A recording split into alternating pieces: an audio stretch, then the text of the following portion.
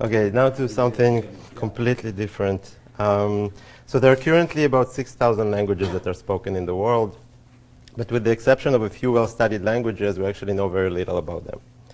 So in this project, we're studying linguistic properties of languages, but we're doing that without having seen a single word in any of these languages. So how is it possible? It turns out that we can infer linguistic properties of languages from the way native speakers of these languages are using English as second language. So let me give you a concrete example. These are a few sentences from an ESL essay, that is English as second language essay, that were written by a native speaker of Russian. So let's read out the first sentence. In your ad was said that the main role would be Danny Brooke.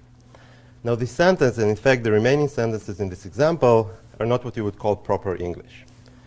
But if we direct translate these sentences word by word into Russian, they sound perfect.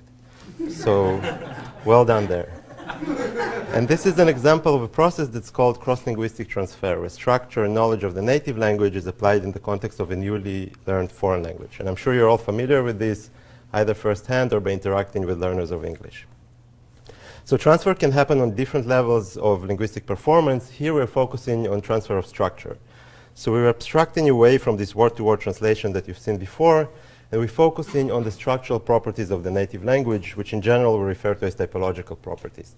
So some examples for such properties are word order, does the language have articles or not, how to form negation, and so forth.